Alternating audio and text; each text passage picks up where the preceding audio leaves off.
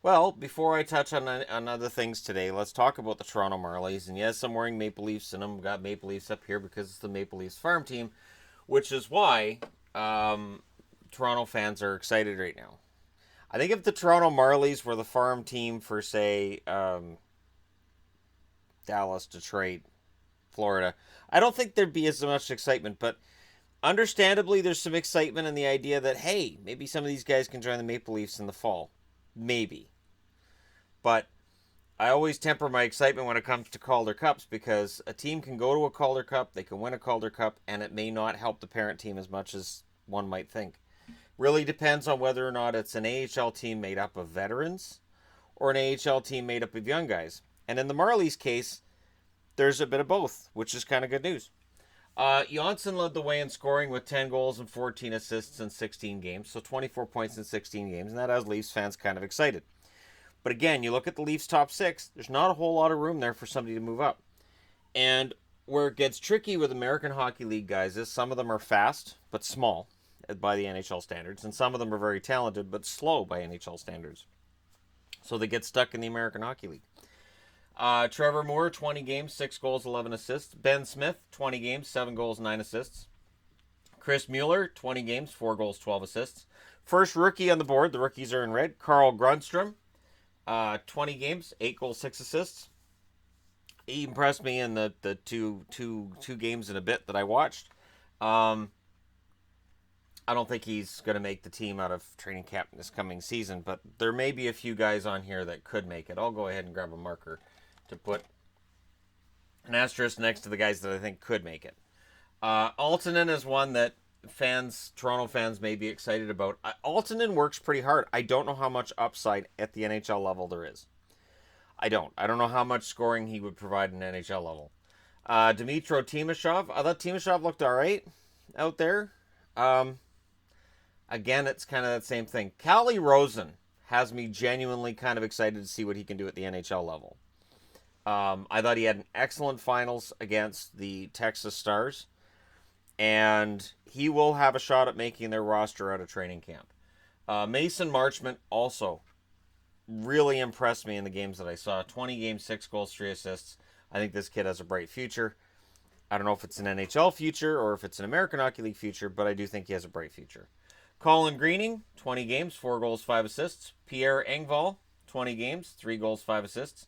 Frederick Gauthier, 20 games, 2 goals, 6 assists. Yeah, he's still in their organization. I don't think he's going to be an NHL player, but it's nice to see that when these guys don't necessarily make it to the NHL, they don't completely abandon the dream and they still play in the American League and they still play with a lot of fire. Martin Marrinson, I thought that he played well, but he didn't establish himself as being a guy that, oh, he should be back in the NHL. He may get a shot, though. Somebody somewhere may give him a shot at some point soon.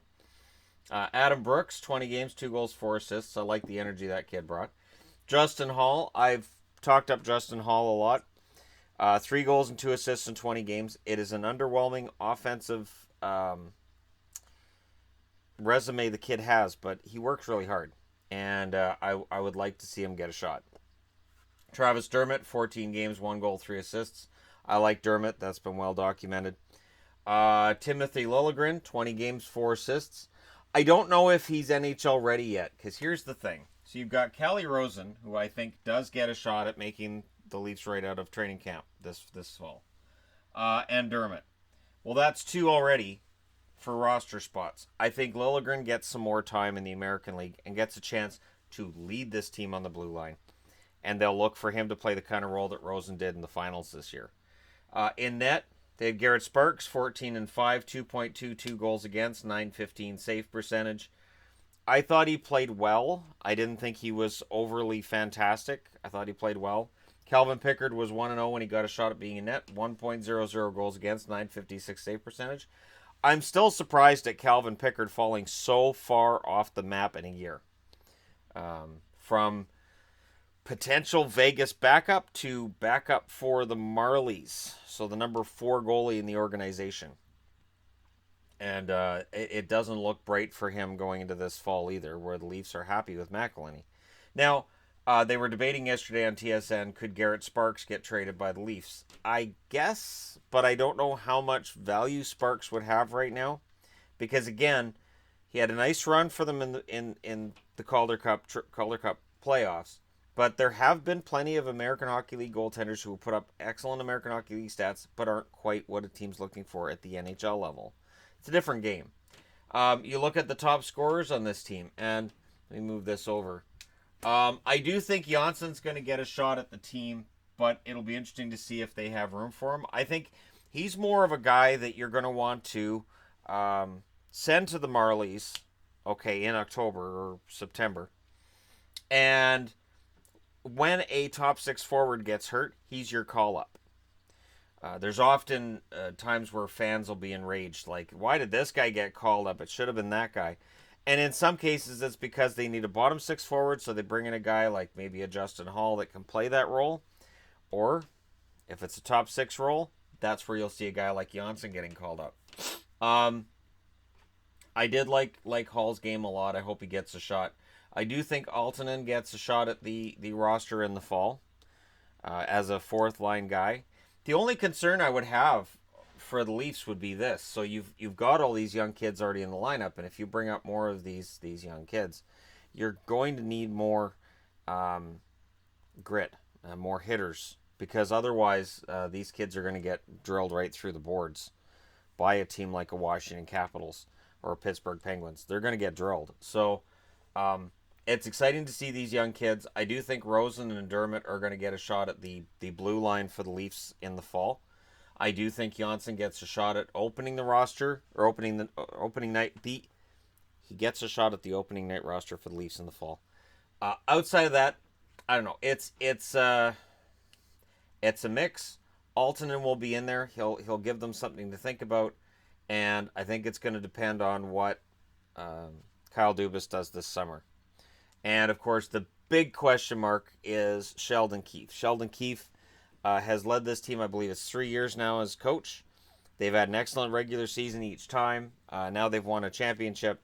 And Calder Trophy winning coaches very often end up getting a shot at an NHL job. And their results are kind of mixed. And I was looking over the list this morning and I thought that'll be an interesting video. Let's look at how many American Hockey League coaches that win the Calder Cup go on to greater things at the NHL level, and how many of them just kind of meander and maybe fall out of the league in a few years. And that that happens with the players, so it would happen with the coaches too. So congratulations to the Toronto Marlies on their first ever Calder Cup. It was a fun final, very one-sided each game though, and we'll see whether or not Toronto is able to keep this kind of group together for the 18-19 season, and if they'll go for a repeat, which is very, very rare in the American League.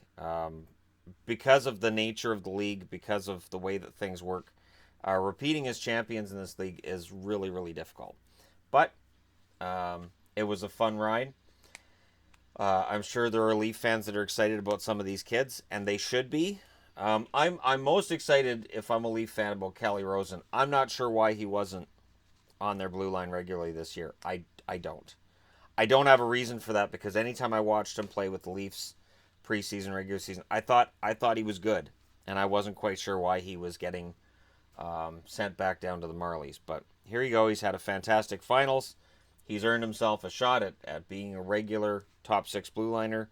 And considering the amount of vitriol that Leaf fans have had towards the Leafs blue line since the meltdown against Boston again, hopefully something gets changed for them. Let me know your thoughts in the comment section below. Don't forget to hit like and subscribe if you're browsing your way through. You just happened upon this video.